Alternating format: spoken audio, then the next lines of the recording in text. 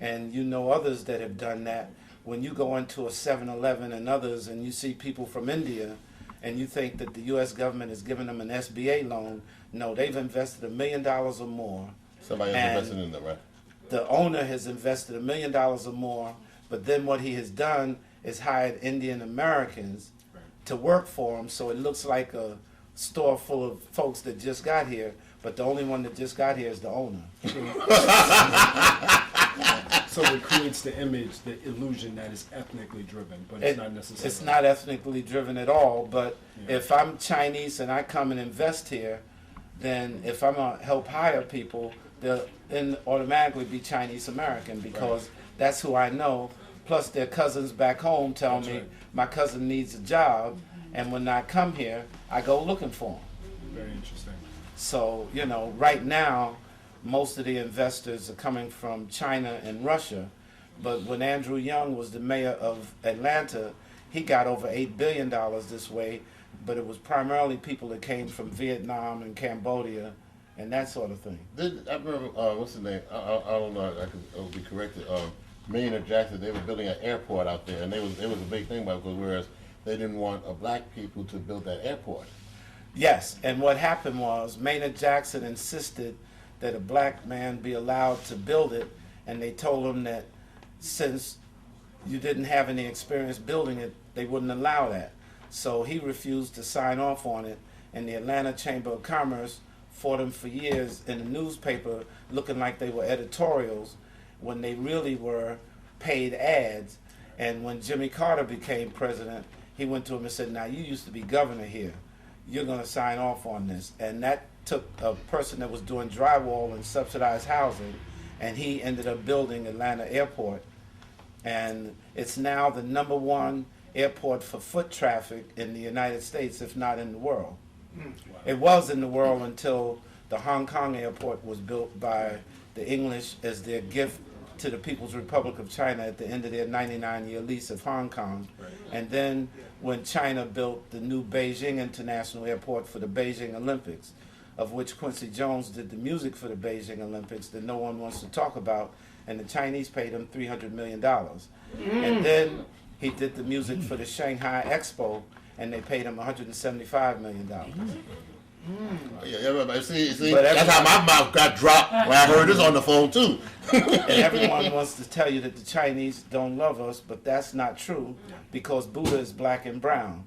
And the first thing that happens to you when you get off the plane in China is you have people asking you, can they rub your skin for blessings? And would you hold their child so that they can take a picture so that their child is blessed for life? There's an African village in every province in China. Wow. I didn't mean to make you have to think about that for a second, but the Chinese, that's good. The Chinese are not ripping off Africa.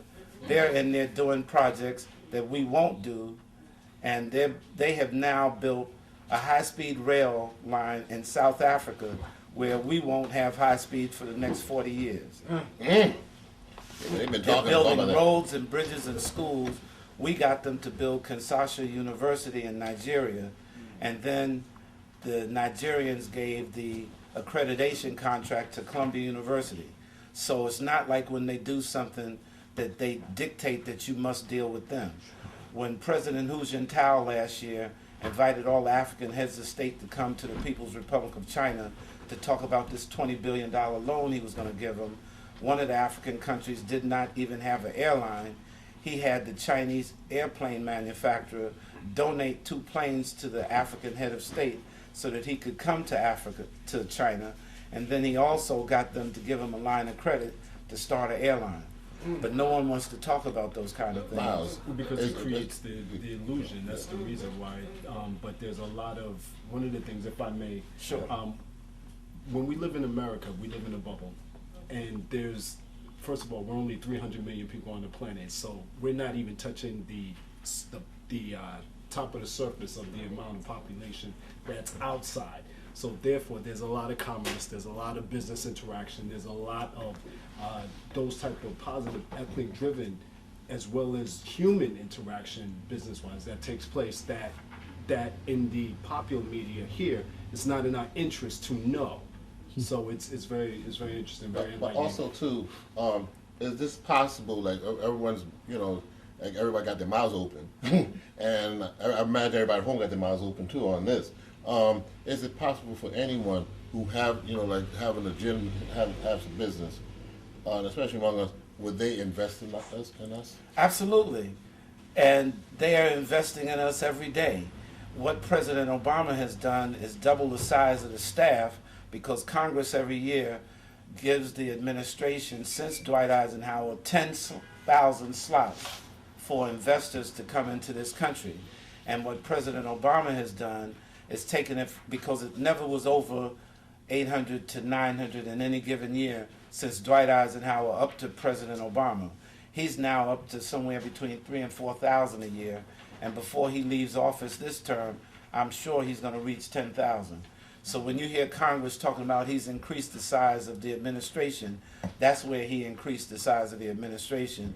And the one thing he's done is now put the focus on the fastest growing continent in the world, which is Africa. But that's why they keep trying to tell you that his birth certificate is from Kenya. It's because that's their way of throwing you off what he's really doing. But they throwing off from the real. Sometimes we as African American or black people, we fall for the okie doke.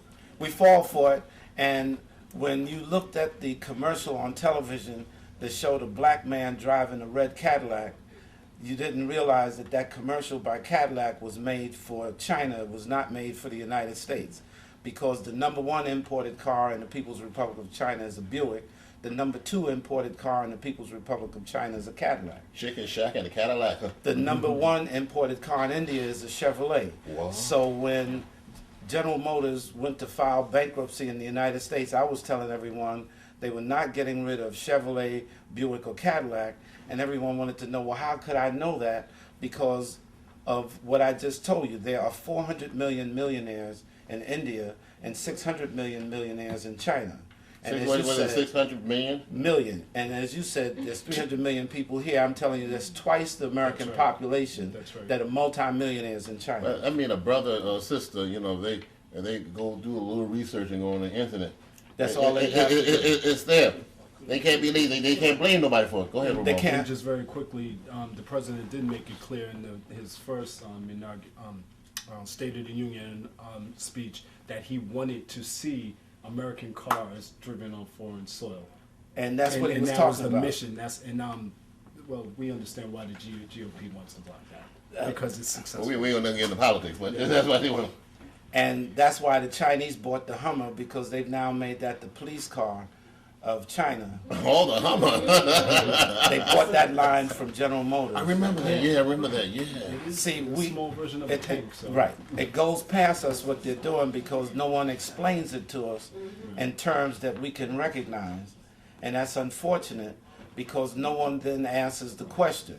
Like, no one answers the question why in the first campaign, when you looked at the Democratic National Convention, when you looked at the First Lady Michelle Obama, why her Canadian Chinese brother-in-law was always to her right in the aisle right behind her for that shot. That shot was for China. That shot was not for the United States.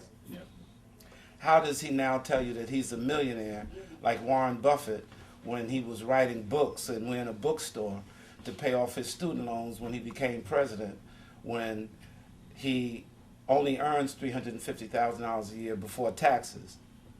And when he made the one trip to China, they told you that he stopped off to see his Kenyan brother. Yes. And why did China need another piano player? That's all I'm going to say. I think that's more than enough, right? Well, did I tell his brother is real sharp? Yeah, definitely. It's impressive to hear. Absolutely. And see, for example, to put it all on the table, I am part of a book that was written, that was sponsored by the Chinese, called China, Africa, and the African Diaspora. And what they did was, when it was published, they had their number one consultant, Dr. Henry Kissinger, Ambassador Kissinger, hold our book party at the Ronald Reagan International Trade Center on Pennsylvania Avenue. And the second one was at the Library of the library that the federal government has. Not, yes, is it the Library of Congress? Yes. That was our second book launch from the Obama administration. And the foreword was done by the ambassador from China to Washington, D.C.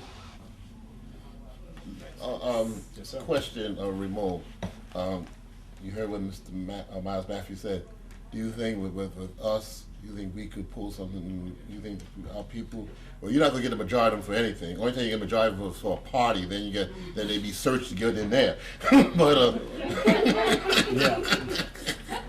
but you think that builds somebody's self-esteem, though, right? Yeah, absolutely. I first of all, it's great to hear your commentary. It's very enlightening. I think that when people are inspired, they can, and they have the information, which is a key piece Yes, right yeah. there, and the conduit to the information, then that's what's actually going to allow them to gravitate to making the decision to be able to pursue those goals. Myles, I'm gonna ask you a question. And do you think that a person gets into business, do you think they should read and keep up with what's going on? Yes, because if you pay attention, you would even recognize why here recently Michael Jordan made an issue about his branding in China and how he wanted to keep control of that. I wish I could take you to just one retail store in Shanghai that has 1 million customers a day, 7 days a week. And the most busy booth in that store is Hanes underwear by Michael Jordan. With his banner hanging over it. Because anything black they want. That's right. They are walking around with Malcolm X t-shirts on, Marcus Garvey t-shirts. You see more posters of Nina Simone and everything else. I can show you on the side of buildings, 2 stories high, all the NBA players. The NBA makes 30% of their revenue from China for over 15 years. And not to mention the hip hop influence. Oh.